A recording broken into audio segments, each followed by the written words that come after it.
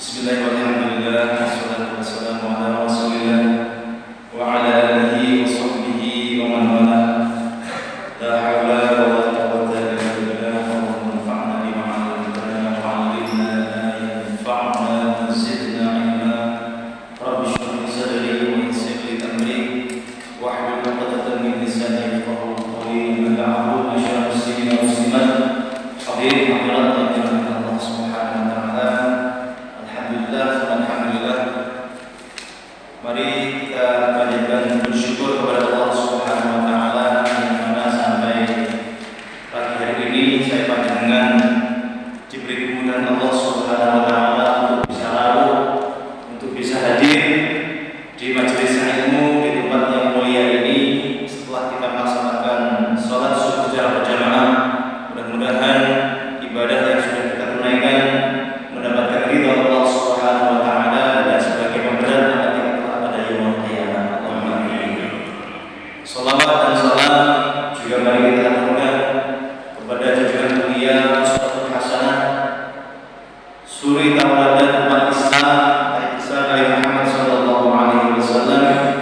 Mudah-mudahan kita orang-orang yang kita cintai, jamaah kita dan seluruh kaum muslimin kelak ketika di yaumul qiyamah bisa berjumpa dengan Rasulullah, dimasukkan surga bersama Rasulullah sallallahu alaihi wasallam.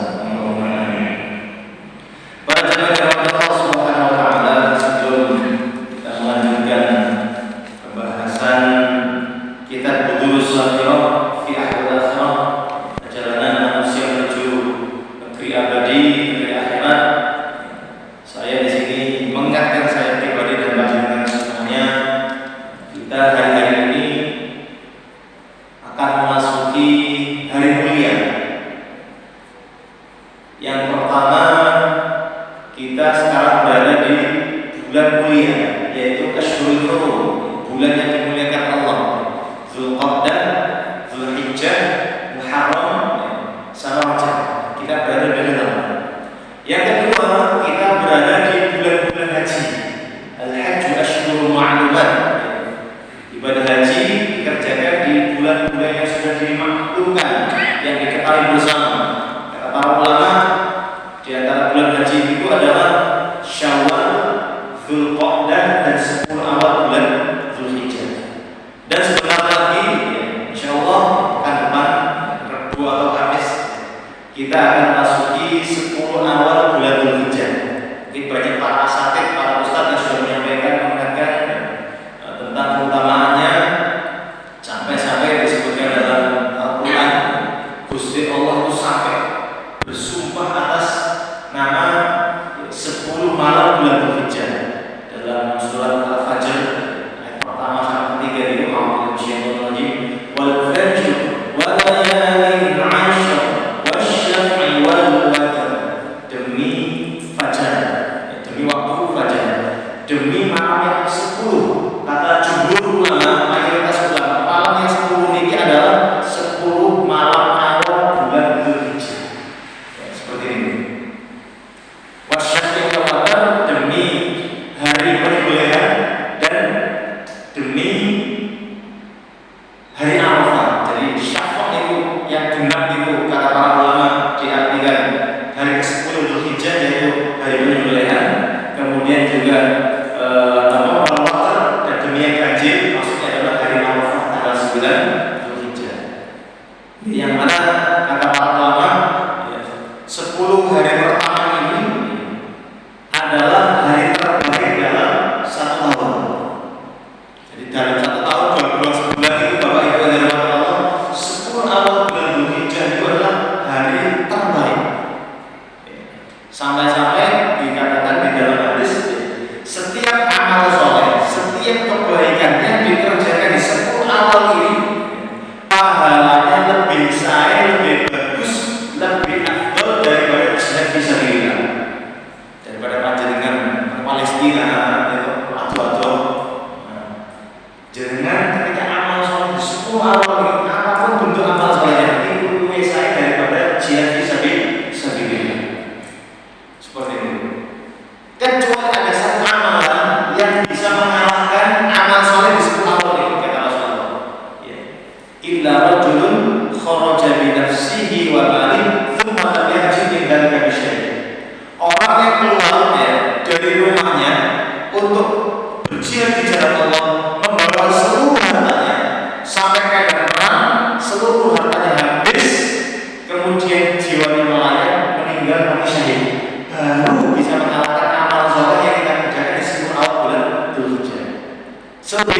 amalan yang lebih utama. Makanya mari kita bersama mengajak kita pribadi dan keluarga kita masing-masing, kita semangati ya, 10 awal bulan Dzulhijjah ini harus semangat. Tapi ini kurang populer ya. Dibandingkan dengan Ramadan itu kurang populer. Oke, terus ya. Biasanya kalau Ramadan itu kan populer karena banyak hiburannya, ya kan? Ya, ada cuti bersama dan yang lain sehingga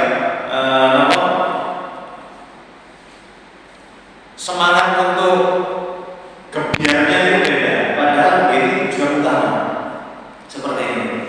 Maka di antara amalan-amalan utama ini ketika memasuki 10 awal bulan Dzulhijjah, itu kata para ulama kita dianjurkan memperbanyak puasa sunnah,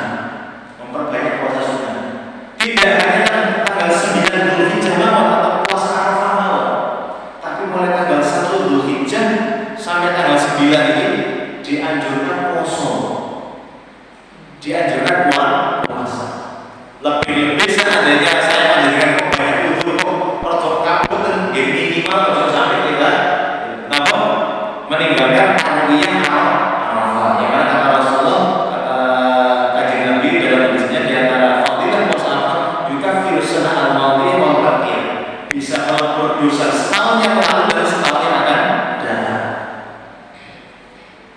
Kata para ulama, 10 awal bulan Dzulhijjah ini setiap amal soleh itu akan dilipat gandakan. Bahkan disebutkan beberapa keterangan riwayat, ada hadisnya, hadis riwayat Tirmidzi sama Ibnu Majah. Puasa sehari dan 9 hari pertama ini itu seharinya seperti poso setahun. Dan qiyamul lailnya dengan ibadah malam, sholat tahajud, pokoknya sholat malam, itu koyok-koyok kita beribadah sholat tahajud pas bertepatan dengan Lailatul Qadar. Saking mulianya. Dalam keterangan yang lain dari sahabat Anas bin Malik, ini saya kutip ya dari kitab Lataiful Ma'arif karya Al-Hafidz Ibnu Rajab Al-Hambali. Di situ disebutkan banyak riwayat meskipun ada yang bilang itu dhaif dan yang lain. Nah, yang ini perkataan sahabat Anas bin Malik, karena dilipat gandakan pahala di 10 awal bulan Dzulhijjah ini, kata beliau, 1 hari dari 10 hari pertama ini nilainya seperti 1000 hari. Jangan bayangkan, 1 hari dari 10 hari pertama dari bulan Dzulhijjah seharinya senilai 1000 hari. Berarti kalau 3 tahun. Dan tanggal 9 atau hari Arafah niku ganjarannya dan lipatan pahalanya kata Anas bin Malik itu seperti 10.000 hari. Koyok 10.000 dino. Nah, ini kan luar biasa. Ya. Makanya kata Gusti Allah main-main sampai bersumpah, ya kan? Ya apa? Walayalin ashr, dan demi 10 malam, kata para ulama itu 10 malam pertama bulan Dzulhijjah. Makanya amal pertama memperbanyak puasa, yang kedua memperbanyak amal soleh. Nah, makanya saya nanti ketika nanti memasuki 10 awal bulan Dzulhijjah, kita tentukan apa ibadah yang harus saya tingkatkan. Kalau saya dengan biasa baca Quran 2 halaman, bagaimana 10 hari ini lebih banyak. Kalau biasanya infak cuma 1.000, 2.000 di hari biasa, bagaimana 10 hari pertama infaknya di get seperti ini. Terus yang pertama banyak puasa, yang kedua banyak amal soleh, yang ketiga memperbanyak takbir, tahlil, tahmid. Ya. Makanya disebutkan di surat Al-Hajj sama surat Al-Baqarah itu wa yadhkuru smallahi fi ayyamin ma'lumat, dan mereka itu ya, hamba-hamba Gusti Allah yang haji dan yang lainnya ya, mengingat Gusti Allah fi ayyamin ma'lumat, pada hari-hari yang sudah maklum, yang sudah diketahui. Kata para ulama ini adalah 10 awal bulan Dzulhijjah. Di surat Al-Baqarah wadhkuru smallahi fi ayyamin ma'dudat, dan ingatlah Allah di hari-hari yang berbilang. Kata para ulama ini adalah hari tasyrik, tanggal 11 sampai tanggal 13. Nah, makanya disebutkan juga beberapa hadis kita disuruh memperbanyak fakfir fihi at-takbir wa tahmid wa tahlil, perbanyak takbir, tahmid dan tahlil di 10 awal sampai hari tasyrik. Makanya nanti ketika momentum Idul Adha ini atau 10 awal ini, takbirannya itu beda dengan Idul Fitri. Kalau Idul Fitri itu ketika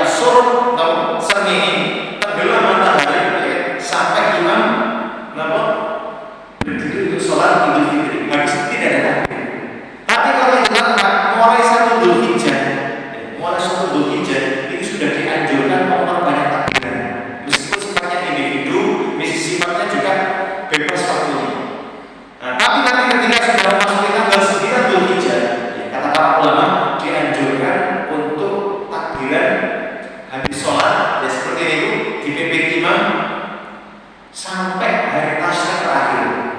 Jadi subuh Arafah sampai tanggal 13 ya asar itu terakhir takbirannya. Nah, dan yang terakhir adalah ibadah kurban. Ibadah kurban maka saya ajak saya pribadi menjalankan semuanya kalau kita punya kelebihan rezeki ya kan, maka dianjurkan berkurban. Dan bagi panjenengan yang sudah niat kurban tahun ini ya kan, maka anjurannya tidak potong kuku, tidak potong rambut ketika sudah memasuki 1 Zulhijjah. Hari raya jadi kapan Pak? Rabu.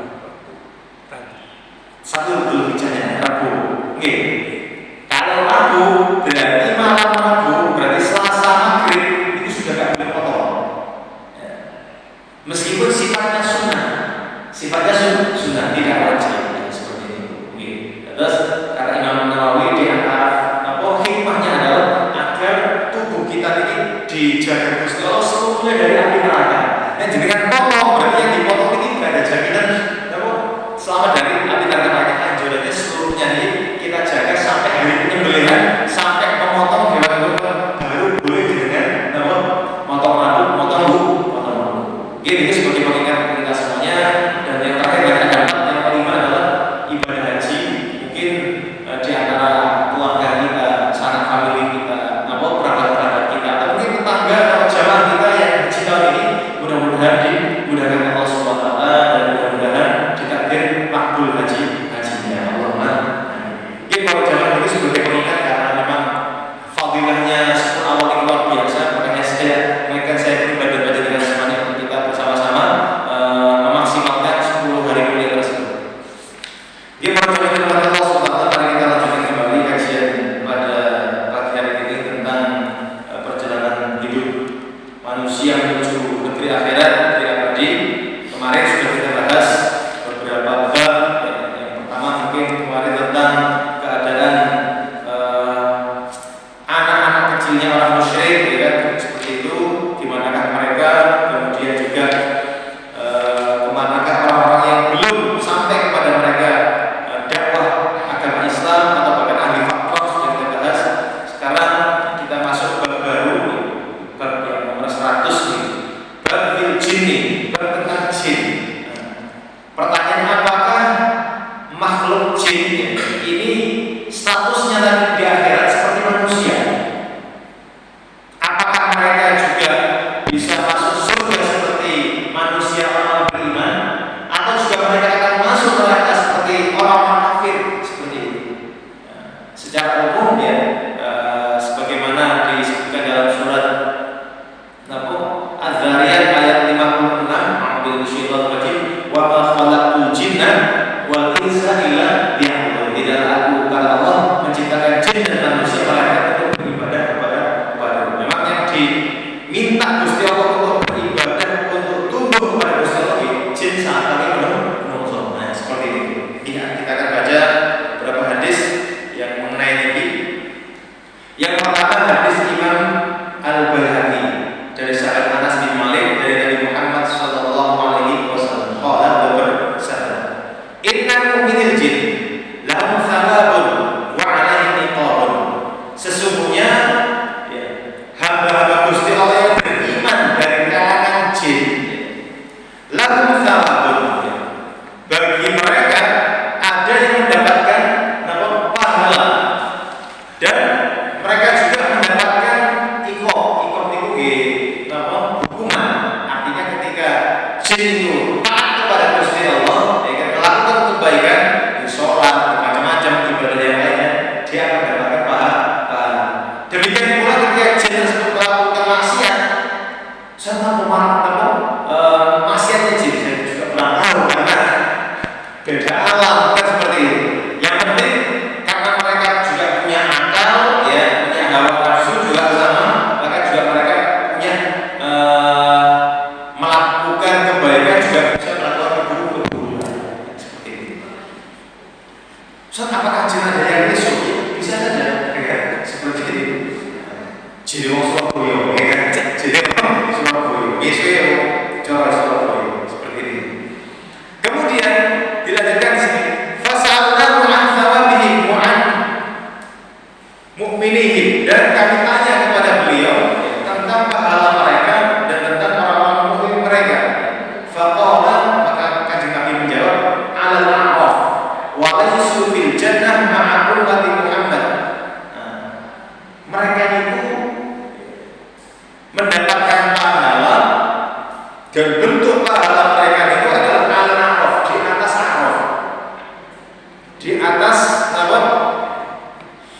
dinding, ya kan, antara surga dan neraka.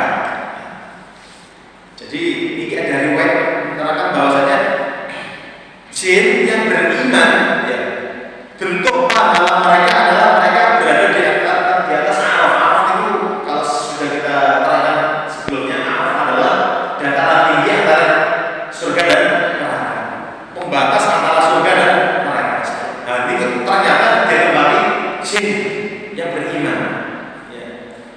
Walaisu fil jannah, dan mereka tidak berada di dalam surga ma'akum mati Muhammad, bareng bersama umatnya kanjeng Nabi.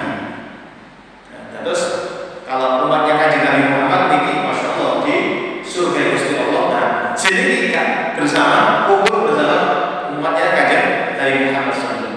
Fasalnahu, maka kami bertanya kepada kanjeng Nabi, wa man a'raf, apa a'raf ini? Mungkin di sini detailnya. Qala ha'idul jannah, dia adalah temboknya surga atau dindingnya surga. Tajri fihi anhar, dari dinding itu mengalir di bawahnya sungai-sungai. Wa tambutu fil asyjar, dan dari dinding itu tumbuh pohon-pohonan, wathimar, dan buah-buahan. Artinya di situ juga ada nikmat yang mereka akan rasakan.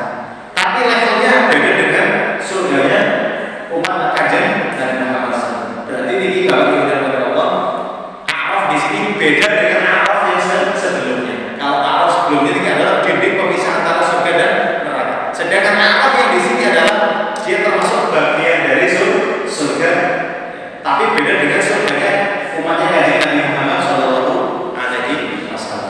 Oke. Kemudian di sini juga disebutkan hadis riwayat Dhahhak dari Ibnu Abbas. Ini perkataannya sih dari Ibnu Abbas, di sepupunya kanjeng Nabi Muhammad SAW. Allah berkata, al-khalqu arba'ah, makhluknya Gusti Allah itu ada empat, kata beliau. Fa khalqun fil jannati kulluhu, ada makhluknya Gusti Allah ini yang seluruhnya masuk surga. Wa humul malaikat, mereka adalah para malaikat. Terus para malaikat itu nanti seluruhnya masuk surga, kecuali si Jibril. Memang tugasnya ya seperti ini. Nah, memang tugasnya. Tapi secara umum malaikat itu akan masuk surga semua. Wa khalqun fin nari kulluhum, dan ada makhluknya Gusti Allah yang kedua adalah sinten, makhluk yang ditakdir Gusti Allah mlebu neraka semuanya. Siapa mereka? Wa musyayatin, mereka adalah unsur setan. Wa khalqani fil jannah wan nar, dan ada dua makhluk yang mereka ada yang masuk surga, ada juga yang masuk neraka. Wa hum al-jin wal ins, mereka adalah unsur jin dan unsur manusia.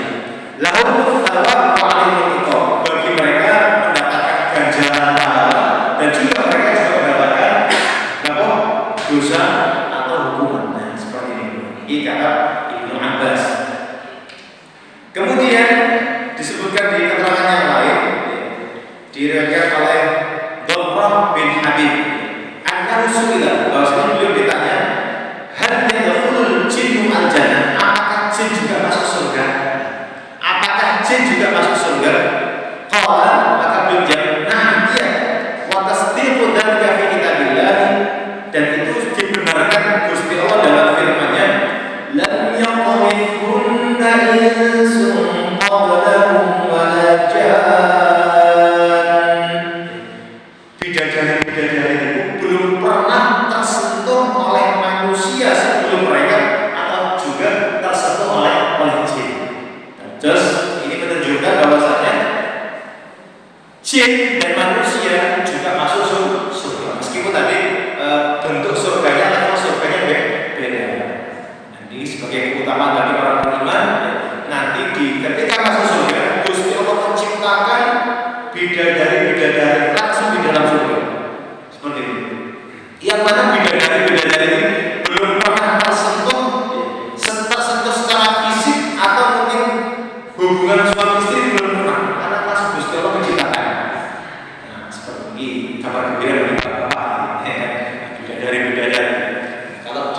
gajinya itu maksimal 4, istrinya nggone surga sampai 70. Itu bentuk apa?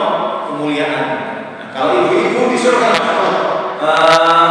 bentuknya adalah bagaimana perhiasannya itu masya Allah ya kan. Seperti itu. Ini bentuk kemuliaan apa?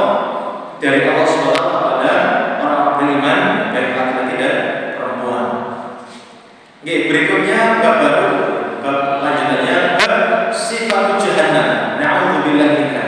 Sifat neraka jahannam kita berlindung diri dari ini sifat umum Pak. Ya, sifat umum karena nanti Imam Suyuti menyebutkan secara detail bagaimana kedalaman neraka jahannam itu ada bab sendiri nanti. Ini sifat umum. Sifat umum dari neraka jahannam. Ya, yang mana kita ini setiap sholat senantiasa berlindung diri kepada Allah dari neraka jahannam. Kan sebelum salam ketika kita pas akhir kita Hamidul Majid kita dianjurkan membaca Allahumma inni a'udzubika min adzabi jahannam wa min adzabil qabri wa min fitnatil mahya wal mamati wa min syarri fitnatil masiihid dajjal. Ya Allah, kami berlindung dari adab neraka jahannam, dari fitnah kubur, fitnah kehidupan dan fitnah kematian, dan dari jalannya apa fitnah masiihid dajjal. Seperti ini. Senantiasa kita baca dalam salat. Di sini disebutkan beberapa hadis tentang sifat-sifat neraka jahannam. Hadis yang diriwayatkan oleh Imam Tirmidzi dari Abu Hurairah, Allah berkata, qala Rasulullah sallallahu alaihi wasallam, dan Muhammad bersabda, "Ma ra'aitu mithlan ma nama haribuha." Saya belum pernah melihat makhluk seperti neraka, kata Kanjeng Nabi. Nama haribuha yang bisa tidur orang yang lari darinya. Wala mithlal jannah nama talibuha, dan juga saya belum pernah melihat makhluk seperti surga, orang yang bisa tidur dari orang yang meminta surga itu bisa tidur darinya. Hadis riwayat Imam Tirmidzi dan Imam At-Tabrani. Maksudnya apa hadis ini? Para jamaah yang dirahmati Allah SWT, kalau saya panjenengan dalam suatu kondisi takut, kira-kira pas takut itu bisa tidur belum? Contoh alhamdulillah ada orang ya, ada orang kemudian naik kapal balik, ya kan? Wes ya Allah, kemudian terjatuh dalam lautan, gak bisa renang bisa, terus mati kan seperti itu. Nah, kemudian ada yang nolong, selamat. Dikatakan itu bisa bukan sakit. Dihantui perasaan bagaimana kondisi kamu mau tenggelam di laut ya kan, mau mati kamu bisa tidur. Juga sama kondisi sangat bahagia itu dikasih dulu. Contohnya kamu dengan saat pengantin baru ya kan, isunya ijab kabul. Jadi kita bagaimana memori ini ketika pas ijab kabul ya kan, dari pengantin nyanyi malam jadi saya itu gajah dulu ya kan, gajah dulu. Jangan bayangkan itu. Maka kata Rasulullah, saya tidak pernah melihat makhluk kaya Allah. Isok itu orang yang lari dari neraka. Dan saya tidak pernah melihat ya kan, orang yang menginginkan surga bisa tidur dari surga itu. Artinya kalau kita benar-benar menginginkan surga dan menjauhi neraka, benar-benar kita diperlihatkan loh. Karena begitu perlihatkan surga, diperlihatkan orang bisa sepuluh itu. Kenapa? Di dalam neraka kan kenikmatannya yang luar biasa, di dalam surga kenikmatannya yang luar biasa. Gak sepuluh Pak. Berhubung surga kalian orang ini ada hijabnya, belum bisa kita lihat secara langsung. Sepuluh, ya kan? Bisa tidur, ngorok tidak, ya kan? Ngorok tidak. Karena tadi, coba kalau kita dikasih, ditampakkan Gusti Allah, surga yang jangan saya takut dulu Pak. Wis ibadah Pak ini. Sama ketika saya dengan ditampakkan saklebaran gitu ya, neraka bagaimana kondisi dalam neraka, gak makan, gak wis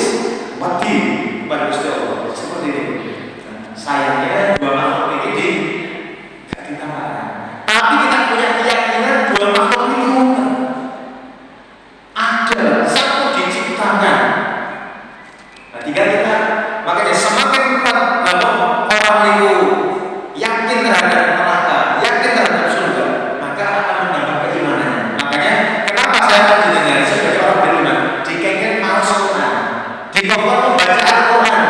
Karena di dalam Al-Quran itu terdapat bagaimana kisah-kisah orang yang masuk surga, kenikmatan surga, ya kan? Juga bagaimana pedihnya neraka, ya seperti coba dengan saya panjangkan pas membaca ayat-ayat yang menggambarkan nikmatnya surga. Contoh di surat Ar-Rahman, ya kan? Surat Al-Waqiah, ya kan? Jadi coba nanti baca, masya Allah seperti itu. Itu kalau sambil kita tadaburi, ya kan? Bagaimana ayat tersebut, kita akan semakin kuat keimanan kita. Meskipun kita tidak melihat langsung, seperti ini. Nah, maka di sini pentingnya kita terus berinteraksi dengan Al-Quran. Harapannya tadi semakin menumbuhkan kekuatan iman kita kepada surga dan juga menumbuhkan keimanan kita kepada neraka. Oke. Berikutnya hadis riwayat Imam Bukhari Muslim. Abu Hurairah dari Abu Hurairah qala beliau berkata, qala Rasulullah sallallahu alaihi wasallam dan Muhammad sallallahu ta'ala wal jannah. Surga dan neraka ini pernah berbantah-bantahan. Surga ini makhluk Gusti Allah, neraka juga makhluk Gusti Allah. Suatu ketika ini kata apakah jauh atau ada, yang penting disebutkan bahwa surga sama neraka berbantah-bantahan, ya, saling berdebat. Kalau di terus debat ini tidak harus calon presiden calon lurah yang debat ini surga dan neraka juga ada debat ini. Debatnya bagaimana? Kita akan lihat debatnya neraka sama surga. Kalau debatnya calon presiden kan dilihat saat ini orang berita harus tahu ini debatnya apa kali seperti ini. Ya apa debatnya? Faqal ana, maka neraka berkata, uridu bil mutakabbirin wal mutajabbirin. Saya kata neraka dengan bangganya, neraka juga bangga. Aku ini dileboni orang-orang yang sombong lagi angkuh atas orang-orang. Terus neraka ini dengan bangga, dengan bangga. Neraka yang menyampaikan, aku ini dileboni orang sing sombong-sombong, kalau sing angkuh-angkuh, tiran-tiran itu masuk kabehnya badan. Seperti itu. Namun membanggakan diri kepada surga. Saya ngomong tadi, bukti ini disebutkan neraka sangat berbangga diri kepada surga. Waqalat al-jannah, kemudian surga juga jawab ketika neraka itu berkuasa, surga juga jawab. Fama la yadkhulu illa du'afa'un nas wasaq du'afa'un nas wasaqtuhum wa ajzuhum. Adapun saya ini tidak dimasuki melainkan orang-orang yang lemah dari kalangan manusia. Orang yang tidak punya wibawa atau kewibawaan atau kemuliaan di hadapan manusia, dan orang-orang lemah di antara manusia. Terus kalau neraka itu berbangga diri karena dimasuki orang-orang sombong, orang-orang yang angkuh, ya kan? Sedangkan surga berbangga diri karena dimasuki orang-orang yang lemah, orang-orang yang dizalimi, ya kan? Orang-orang itu tidak punya pangkat di hadapan manusia seperti itu. Faqala Allahu lana, maka Gusti Allah sebagai hakim memberikan jalan tengah atau supaya adil seperti ini. Faqala Allahu lana, maka Gusti Allah berfirman kepada neraka, innama anti adzabi u'adzibu biki man asya. Sesungguhnya engkau wahai neraka adalah azabku, adalah siksaku, ya. Saya mengadab, saya mensiksa melalui engkau wahai neraka orang yang saya kehendaki. Terus ibaratnya Gusti Allah itu, ya kan, punya kuasa, dan karena Gusti Allah punya kuasa, lewat permohonan Gusti Allah mengadab, ya kan, makhluk-makhluknya yang Gusti Allah kehendaki, siapapun. Gusti Allah berkehendak diadab. Ya, seperti ini.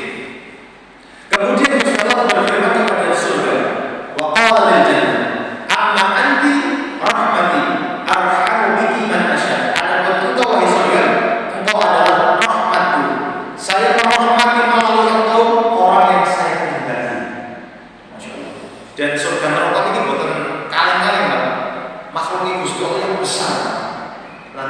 juga di hadis yang lain. Saking besarnya, saking beratnya, saking abotnya. Niku neraka jahanam itu mempunyai 70 tali kekang. Mempunyai 70.000, itu 70 biasa. 70.000 tali geret itu mulai. Satu talinya digeret 70.000 mereka. Itu Mbak, itu mulai. 4 miliar 900 juta. Terus neraka nih Mbak, digeret malaikat 4 miliar 900 juta. Saking abotnya, saking beratnya, saking gedenya. Surga juga sama, makanya di sini akan diterangkan. Lanjutkan hadis ini. Kemudian kata Gusti Allah, wa likulli wahidin minhuma minha, dan setiap satu dari kalian berdua adalah ada makhluk yang akan memenuhinya.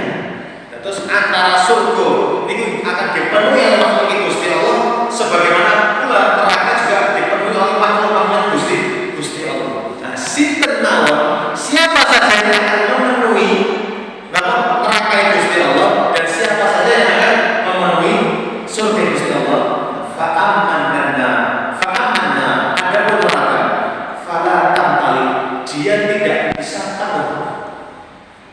Berarti seandainya makhluk yang dilpono sikap penuh seperti ini. Makanya disebutkan di surat Qaf ya. Jadi kan kalau masalah surat Qaf itu kalau kita tadaburi dengan mendalam bisa nangis.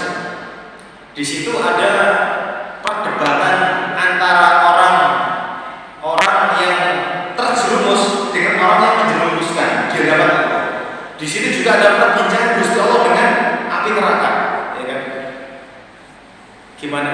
Halim talati dalam ayatnya di surat Qaf saya lupa ayatnya. Halim talati, jadi neraka jahanam apakah kamu sudah penuh? Tempat kamu untuk menyiksa sudah penuh? Halim talati, maka neraka menjawab, wa taqulu halim masih, dan engkau mengatakan halim masih, dan Gusti Allah masih ada tambahan. Masih ada tambahan, artinya kalau kita tadaburi, Masya Allah, itu ngeri-ngeri bagaimana? Artinya tempat neraka itu tidak akan bisa penuh, meskipun banyak orang kafir yang lebol, tidak akan saking besarnya neraka. Padahal nanti ya, tubuh orang kafir itu juga akan menjadi jumbo, akan besar seperti ini. Maka disebutkan dalam keterangan hadis itu, penduduk neraka itu, orang-orang kafir ketika masuk neraka, gigi taringnya itu sebesar gunung Uhud. Satu gigi taringnya orang kafir semua gunung Uhud. Dan dia sapi gitu. Jadi sapi gede kan seperti ini. Makanya kalau kita bayangkan ya kan yang orang alhamdulillah subhanallah. Disebutkan juga di beberapa keterangan penduduk neraka itu menangis. Maka kata Rasulullah, ya nas ibuku, hei manusia, nangislah kalian. Fa'ilam tabdu tatabatu, mereka bisa nangis sana. Nangis haknya, karena nangis temenan. Fa'inna ahlan nar yaqul, karena penduduk neraka itu nangis. Bagaimana nangis mereka? Seperti yang menurut kalau mereka nangis, maka keluar air mata mereka. Ketika air mata mereka habis, maka keluar darah. Nangis jarang. Nah, sampai ketika tempat melelehnya air mata, air darah itu, seandainya di situ ada perahu digunakan untuk berlayar, bisa buat berlayar. Yuk juga bayangkan, perahu sampai berlayar, tengganya tetesannya atau tempat berlinangnya air mata itu menunjukkan gede banget, ya. Nah, orang-orang kafir dimasukkan ketika dijumbukan badan mereka, itu pun tidak bisa memenuhi api neraka jahanam seperti itu. Nah, disebutkan di lanjutan hadisnya di sini. Hatta yada Allah rijlahu atau qadamahu fiha, fataqulu qattun. Sehingga Gusti Allah Subhanahu wa taala meletakkan atau membawa orang-orang yang sudah ditakdirkan ditakdirkan masuk ke neraka, jamaah yang besar ke dalam neraka, sampai neraka itu ngomong cukup ya Allah, cukup habis kategori seperti ini. Jadi mungkin ketika dimasukkan satu terus gitu, gak perlu Habib masih apa ada tambah Gusti Allah langsung bunuh sebelumnya banyak makhluk Gusti Allah yang ditakdirkan untuk bunuh apa kata terakhir cukup ya Allah, cukup wis akeh wis kategori seperti ini. Hal munaka tantalik, maka di sanalah neraka jahanam menjadi penuh ya. Wa yanzami ba'duha ila ba'din, dan sebagian sisi dari sisi neraka jahanam ini saling melahap. Terus antara satu tempat di neraka jahanam dengan tempat yang lain ini saling melahap sehingga menjadi penuh seperti ini. Terus di samping dilebur langsung sak belengan oleh Gusti Allah, orang-orang yang memang ditakdirkan untuk neraka langsung jadi penuh. Ditambah beberapa bagian neraka jahanam ini saling melahap satu dengan yang lain. Ini menjadikan neraka jahanam penuh. Fala yadhlimu Allah min khalqi ahadan, dan Gusti Allah tidak menzalimi sama sekali seorang pun dari makhluk. Artinya ketika ada makhluk yang Gusti Allah yang masuk neraka, itu karena keadilannya Gusti Allah. Karena keadilannya Gusti Allah. Apa keadilan Gusti Allah? Nek ada hamba sing melakukan dosa, napa? Nggih, impase itu karena dosa itu kan, itu apa? Namun ancamannya adalah kecuali kalau Gusti Allah memaafkan. Tapi kalau seandainya Gusti Allah tidak memaafkan, Gusti Allah kalau menghambat bagaimana, berarti Gusti Allah dengan keadilannya Gusti Allah memasukkan hambanya ke neraka. Beda dengan surga. Ketika ada hamba yang Gusti Allah membantu ke surga, masuk ke dalam surga Allah, itu bukan karena keadilan. Ini adil, gak bisa kita masuk surga.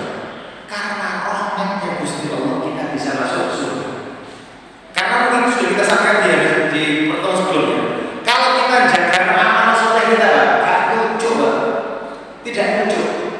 tidak level dengan surga ini. Bahkan kita sampaikan, ada orang yang terima, saya masuk surga karena amal soleh saya. Dia ibadah dari bumi di dunia 1 tahun. Habis 1 tahun itu Gusti Allah, wis kontrak saya kayak 1 tahun dengan surga. Saya betul. Ya. Kalau hitung-hitungan waktu tidak cukup, padahal dari surga ini khalidina fiha. Makanya kita ini masuk surga itu dikatakan rahmatnya Gusti Allah. Kemudian disebutkan di sini, wa amal jannatu, adapun surganya Gusti Allah, fa innallaha yunshi'uha khalqan. Maka Gusti Allah itu agar surga itu bisa berkembang, Gusti Allah nanti menciptakan makhluknya langsung di sana surga. Dan terus agar surga itu bisa berkembang, hotel itu seandainya ada orang yang punya hotel 500 kamar, saya penuh. Ya ini promosi agar bisa dileboni orang yang masuk. Jadi Gusti Allah menciptakan surga agar surga ini penuh. Gusti Allah menciptakan makhluk baru, tak tahu ini makhluknya apa, langsung dimasukkan ke dalam surga Allah Subhanahu wa Ta'ala. Fayaskuruhum fadlul jannah. Kemudian mereka makhluk yang baru itu masuk surga, menempati surga, hidup di surga, menempati tempat yang kosong di dalam surga. Nah, seperti ini. Kata para ulama ya dari hadis ini, ya dulu ala anna thawaba laisa mutawaqifan ala al-a'mal bal fadlun min Allah. Ini menunjukkan, hadis ini menunjukkan bahwasanya pahala itu tidak hanya dikarenakan amal soleh yang kita kerjakan. Pahala itu tidak sekedar dari amal soleh yang kita kerjakan, akan tapi pahala itu bisa karena rahmat dari Gusti Allah. Bukti itu tadi, makhluk Gusti Allah gampang pola, ya tidak ngapa-ngapain langsung bagus surga, ya kan? Kalau saya dengan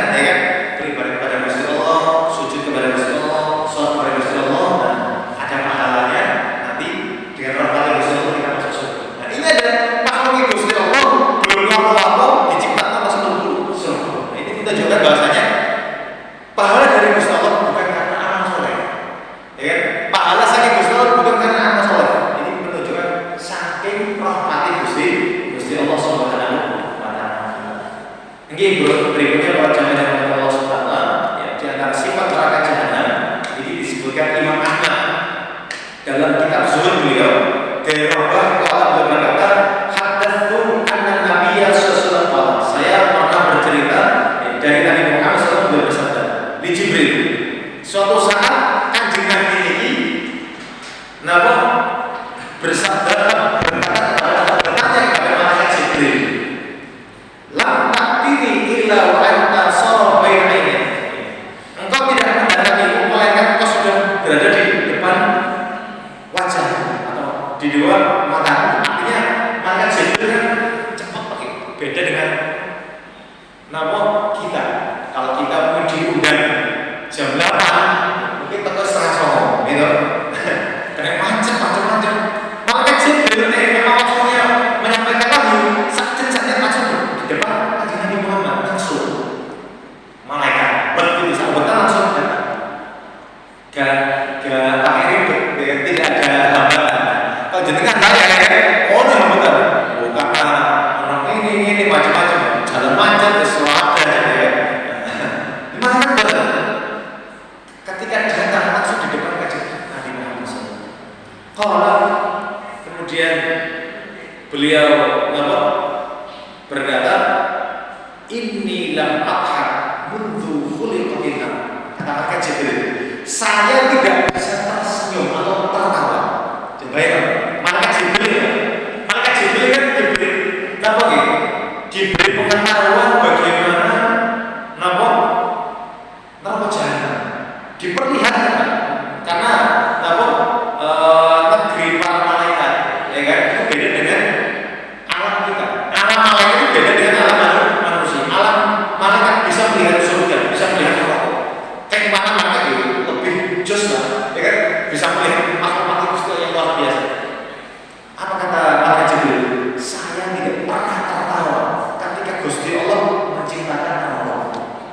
Mungkin sebelum menciptakan neraka Gusti bisa cakruan ya dengan para malaikat. Tapi ketika Gusti Allah pas menciptakan neraka, malaikat Jibril tidak pernah tertawa. Saking dahsyatnya, tidak berpengalaman macam-macam seperti ini. Malaikat Jibril. Kemudian di hadis yang lain sama hadis yang Imam Ahmad dalam musnadnya dari Anas bin Malik dari Nabi Muhammad SAW, qala li Jibril. Nabi Muhammad berkata kepada Jibril, "Mali lam ara Mikail dhahikan qattu." Kenapa saya tidak pernah melihat malaikat Mikail tertawa sama sekali? Jibril, Mikail, Israfil, Israil dia kata. Mikail ini sama makhluk Gusti Allah dan kita Nabi tahu. Ketika Isra Mi'raj kan, masya Allah, Nabi Muhammad kan bisa diantar ke surga, ke neraka, kan, Sidratul Muntaha, macam-macam. Kajian Nabi bisa melihat semuanya, alam semesta ini. Kajian Nabi sudah keliling jagat raya. Nah, ketika itu ketemu dengan malaikat Mikail, maka malaikat kajian Nabi tanya kepada malaikat Jibril, "Wahai Jibril, kenapa saya tidak pernah melihat Mikail itu tertawa?" Maka kajian malaikat Jibril menjawab, "Ma dhahika Mikail mundu khuliqatina." Sama ya. Malaikat Mikail tidak pernah tertawa sama sekali ketika diciptakan Nabi Ibrahim. Ini menunjukkan bahwasanya mereka juga sangat takut. Mereka dekat dengan Gusti Allah, ya kan? Sangat taat kepada Gusti Allah ketika Gusti Allah menciptakan roh, maka di surga. Nah, kita nih, ya kan? Kadang-kadang untuk urusan, kadang-kadang untuk nyeleng, karena kita kan ngerti neraka yang nopo, ya kan? Coba seandainya kita kasyaf 1 menit saja, neraka itu langsung tobal, ya kan? Langsung tobal nih, berhubung nih kemudian ditantang kan? Keyakinan kita harus kita bangun nih, bahwasanya ini jauh di sana yang kasih Nabi ini, betul. Oke, berikutnya hadis riwayat Imam Tabrani dalam kitab beliau Mujamul Awsat dari Umar bin Khattab radhiyallahu anhu berkata, "Ja'a Jibril ila Nabi sallallahu." Suatu ketika malaikat Jibril mendatangkan Nabi Muhammad sallallahu alaihi wasallam. Faqala, maka Nabi bersabda, "Ya Jibril, ma li araka mudhaffirul law." Hei malaikat Jibril, kenapa saya melihat sampai kok berubah? Warna sampai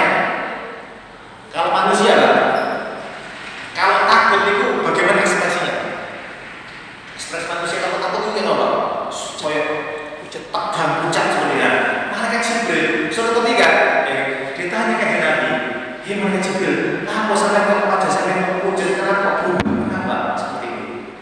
Orang maka malaikat Jibril menjawab, "Najib juga hatta amar Allah bi mafatihin nar." Saya tidak datang kepada panjenengan wahai kanjeng Nabi sampai Gusti Allah memerintahkan ya, kepada penjaga neraka, penjaga neraka. Faqala, maka kanjeng Nabi bertanya kepada malaikat Jibril, "Ya Jibril, siflina." Wahai malaikat Jibril, sifatkanlah kepadaku, terangkanlah kepadaku sifatnya neraka. Wa'ad di jahannam, dan sifatnya bagaimana neraka jahannam. Faqala, maka malaikat Jibril jawab, "Inna Allah amara bi jahannam fa'alqada 'alaiha al-fa'am hatta biyadha." Sesungguhnya Gusti Allah memerintahkan neraka jahannam untuk dibakar selama 1000 tahun. Terus Gusti Allah merintahno ya ngomong neraka jahanam dibakar, ya kan? Dibakar lah, gak sedina rong dina, Pak. 1000 tahun. 1000 tahun dibakar sampai memutih. Terus apinya sampai putih, Pak. Apinya sampai putih. Kalau api kita yang di dunia kan warna kuning, ada kemerahan, ada biru, Pak ya. Antara itu lah warna api yang kalau jenengan mata api semakin biru semakin panas seperti ini. Niku 1000 tahun Pak, sampai memutih. Summa amara biha uqida 'alaiha al-fa'am hatta marra. Kemudian diperintahkan untuk dibakar 1000 tahun sampai memerah. Ya. Summa amara fa uqida 'alaiha al-fa'am hatta aswadda. Kemudian diperintahkan untuk dibakar neraka jahanam itu 1000 tahun lagi sampai hitam legam, gak ketok apa-apa. Terus neraka jahanam itu dibakar 3000 tahun. 1000 tahun pertama putih warnanya, 1000 tahun kedua menguning, ya, memerah. Kemudian 1000 tahun berikutnya hitam legam, gak ketok cahaya. Terus hitam, orang melangkah langsung gosong mati, ya kan? Gak kelihatan, ternyata hitam itu adalah neraka. Seperti ini. Kemudian fayasada muflima, dan neraka itu hitam legam, ya, tidak kelihatan sama sekali. Walladzi ba'atsaka bil haqq, dan demi zat yang mengutusmu wahai Nabi Muhammad dengan benar. Lau anna qadra thaqabi ibratin futiha min jahannam lama man fil ardi kulluhum atau kullahum jami'an min harri. Masya Allah, tadi ngeri. Demi zat yang mengutusmu dengan hak wahai Nabi Muhammad, seandainya ada lubang, ya, ada lubang, ya, sebesar lubang jarum. Jangan punya jarum untuk dondong itu, Pak. Kan ada lubangnya itu agar kita bisa memasukkan bola benang, ya. Seandainya neraka jahanam ini bocor, ya, bocornya seperti lubang jarum, ya, lubang jarum, bocornya lubang jarum. Futiha, terbuka sedikit saja. Lama taman fil ardi kullahum, akan atau kulluhum, ya, maka akan meninggal dunia, akan mati seluruh manusia di permukaan bumi seluruhnya. Min hari, saking panasnya. Itu seandainya mereka jangan bocornya gak banyak, selubang jarum saja, itu akan seluruh makhluk di bumi mati, saking panasnya. Saking panasnya. Gampangannya kalau jenengan umpamanya mantun godhong banyu atau dibuka titik terus ada semua, ibaratnya ini kan kayak ya, seluruh energi di situ semuanya ada, ya, semua energi di situ. Gampangannya jenengan pesawat, coba pesawat gak boleh pesawat bukan kocok situ MS sih, ya kan? Pesawat kan sudah kedap nih, kedap udara, kedap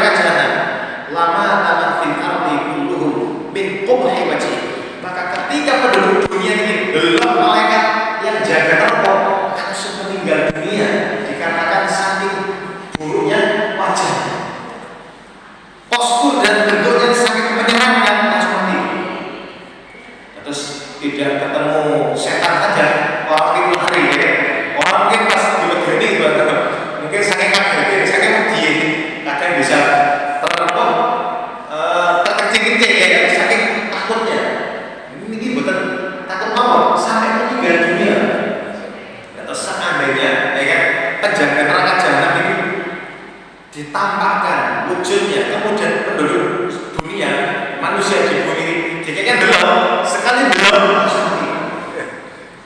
Ya apa nih Mbak? Jadi kan pernah nggak melihat makhluk yang paling buruk, paling miskinnya itu kayak perut gitu? Ini bukan, kayak sekedar kita jijik dan nyamanya, bisa meninggal dunia, saking lebih. Padahal belum disiksa Pak, belum terus mati, belum terus mati, dan disiksa. Melihat saja sudah meninggal dunia, bagaimana ketika disiksa? Masya Allah, alhamdulillah, alhamdulillah.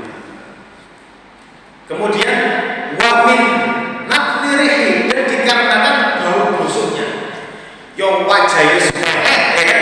Kemudian baunya menyengat kau enak, langsung mati Pak. Kok jenengan tuh momen gimana gitu? Bis mengham, manusia ngentot. Mudah ya kan? Itu kan mesti wis keringat Pak ya, buat Masya Allah ya. Ini kita lebih dahsyat nih, karena wajahnya sudah mengerikan, baunya sudah enak, langsung mati, seperti itu. Kemudian dilanjutkan hadisnya, walladzi ba'atsaka bil haqq, dan demi zat yang mengutusmu dengan benar wahai Nabi Muhammad. Law anna halqatan min halqati silsilati ahli an-nar allati na'ata Allah fi kitabih wudi'at 'ala jibali dunya larfaqat wa ma aqamat hatta tantahi ila al-ardi sufla. Masya Allah ya. Demi zat yang mengutusku dengan benar wahai Muhammad, seandainya sesungguhnya halqah itu satu lingkaran. Jangan tahu rantai Pak, rantai tahu? Rantai kan besi lingkar digabungkan gitu ya. Nah, halqah ini satu besi yang melingkar. Jadi rantai yang panjang itu kan, satu besi yang melingkar ini namanya halqah. Seandainya satu bagian dari rantai ya, dari rantai api neraka yang akan dibuat untuk mengikat penduduk neraka ya seperti ini. Ini tuh diceblok ya kan?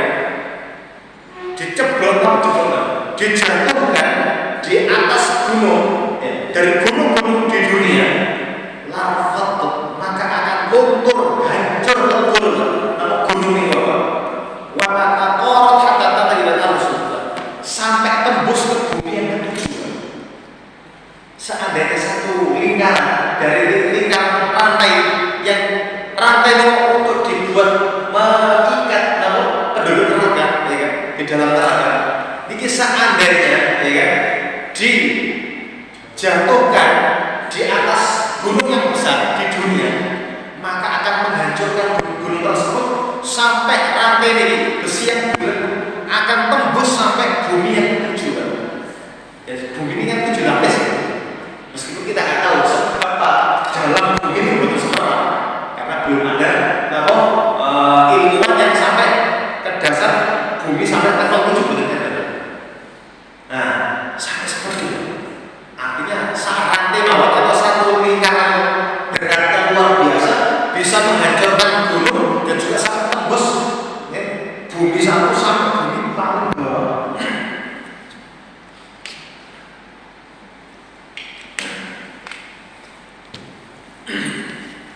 Ya para jemaah, itu hadis riwayat Imam Tabrani yang menggambarkan kepada saya panjenengan bahwasanya secara umum ya, neraka itu sangat panas. 3.000 tahun, 3.000 tahun dibakar, ya kan? Kemudian seandainya bocor, sedikit bocornya orang di dunia yang mati semua. Berarti neraka itu tebal Pak, ya, tebal. Kalau di dunia Pak, kenapa Pak? Hukuman bagi orang yang melanggar apa? Di penjara Pak. Nah di penjara itu kadang-kadang bisa ngerong ya kan? Terus ke kanan besi ngerong di bawah tanah ya kan? Sandal besi ya bisa di kalau dengan belum pernah kita petek gamer ya kalau kita bikin kunci gampang Pak. Bisa gembok aja di duplikat kuncinya. Tapi ngerong betul Pak.